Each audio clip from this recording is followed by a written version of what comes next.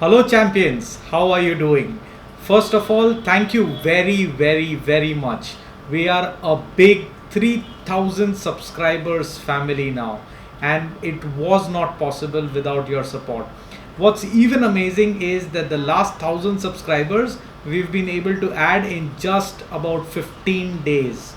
The good thing is, you know what? Every time the next 1000 gets added even quicker than the before. So thank you very much. It motivates me to do a lot more for all of you wonderful guys. So today the video is about my conversation with the people that I meet. This time around it wasn't one person, it was actually 5 or 6 of them. And all of these guys were members of one of my favorite organizations, and organizations which I was a member in and have benefited a lot. My business partner Fozia is still a member of that organization, and this organization is called BNI, Business Networking International. I'm sure some of you watching this video are members of BNI and would have a lot to take away from today's video. So, number of things that we spoke about. You know, one of the members who happens to be my friend and my client as well mentioned to me that, you know what, I'm not happy with the membership at BNI, and I went on to ask him a few more questions. I said why, and he said, you know what, I don't enjoy the trainings because I was expecting the trainings to be something, and it didn't turn out to be what it is, what I thought it would be in terms of my expectations. So trainings are not happening. I am spending a lot of money on BNI, doing one-to-ones and several other things. But you know what? I'm so tied up that I had to decide to not take additional work in a particular geography where I don't have an office. So it doesn't overall make sense for me to do BNI. And then he asked me, what do you have to say for this? And upon investigation, I realized that this person did not have time to do additional business simply because he was too occupied in everyday operations. A lot of small business enterprises are in the same, in the same boat. And no, I'm not going to be talking about the fact that you must delegate. Okay, that all of us know, that has been overspoken about. But there are 4 very important and critical points that are valid for all the people in general, whether you are a member of BNI or any other similar organization, whether you do any kind of small business. These points are absolutely relevant for you. So the point number 1 that I wanted to really talk about is how do you use these platforms? Okay, now BNI is one platform.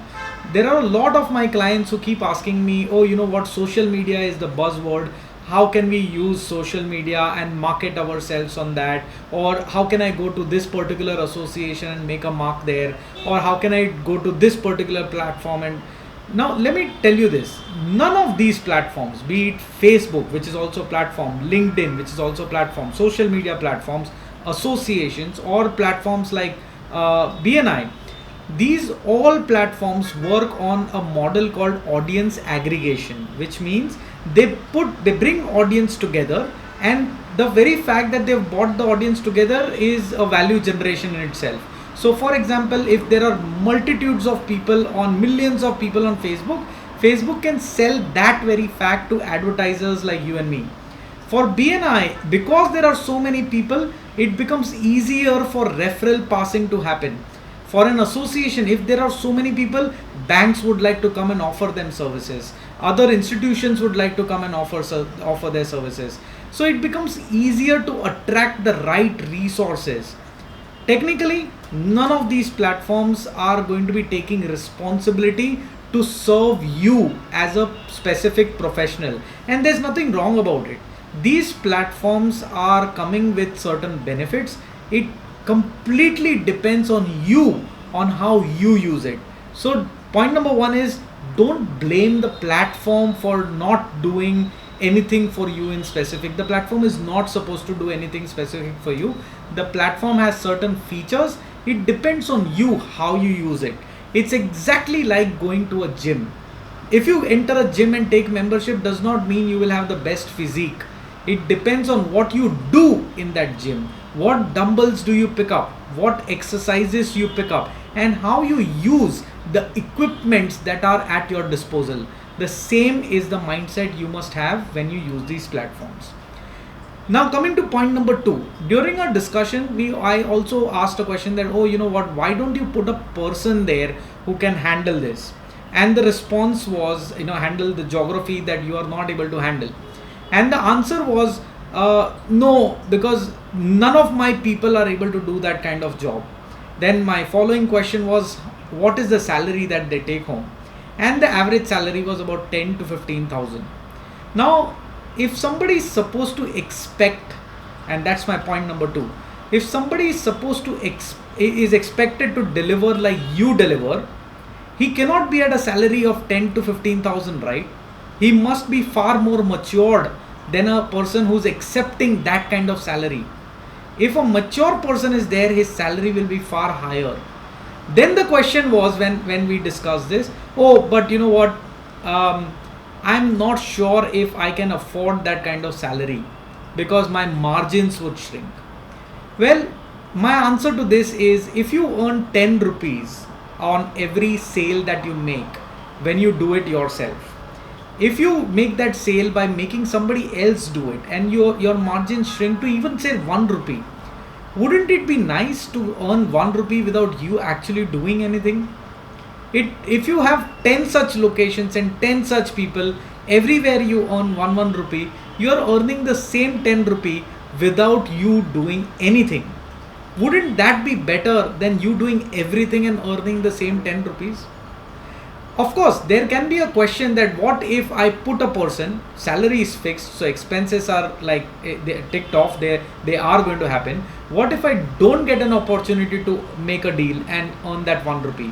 Well, that's my point number 3. I'll come to that a little later. Point number 2 has a sub point in it. That when you put a person who's a 50-60,000 rupees resource, then don't tell that person your ideas and your ways of doing things. You know why? Because everybody craves for a smart person. But I have seen very frequently that it is the smart person who you want to work in exactly the way you have been working. Then how are we using the smartness that we employed? We should allow the smart person to work his way out. Of course, that doesn't mean that you don't put a safety net there.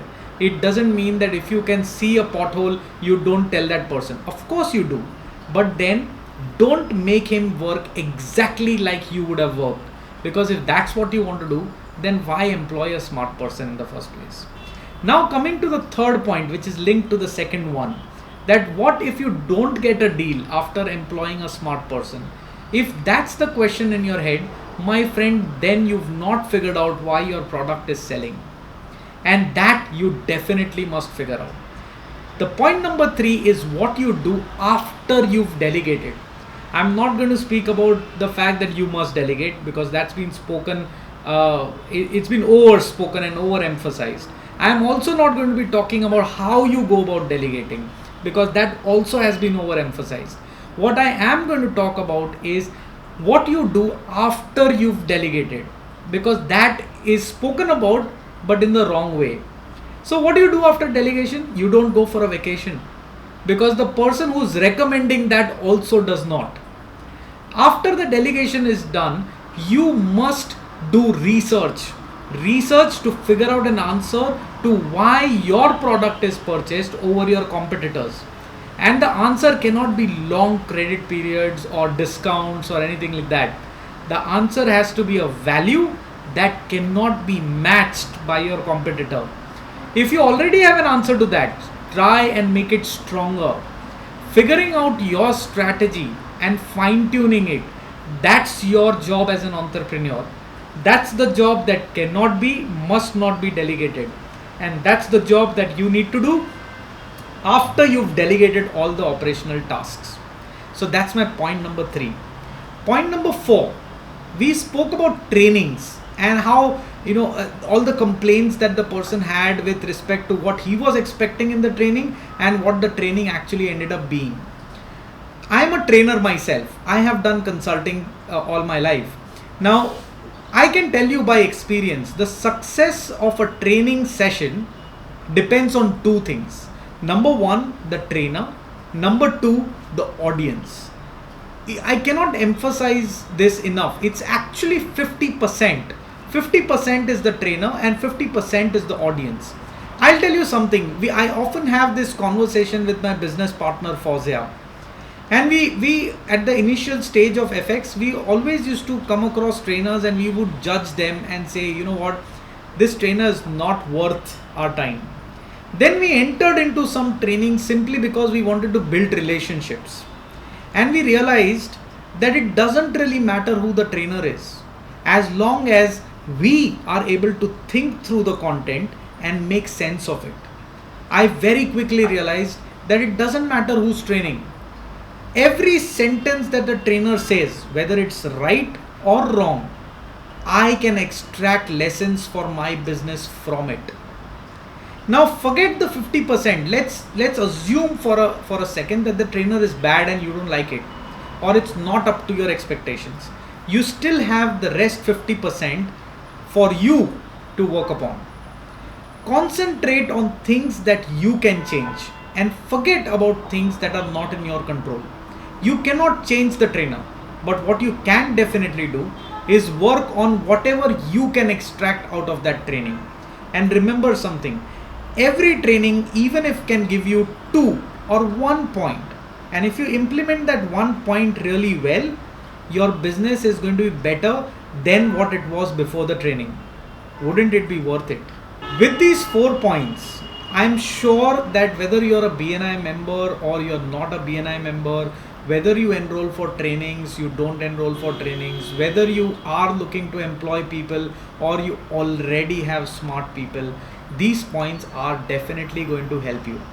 Think through this. If you have questions or if you have clarifications to make, mention it in the comments and I'll be very happy to do a separate video on each of these points. I'll be very happy to clarify, because I strongly believe how you think through your business as a leader is what will determine how successful your business really becomes.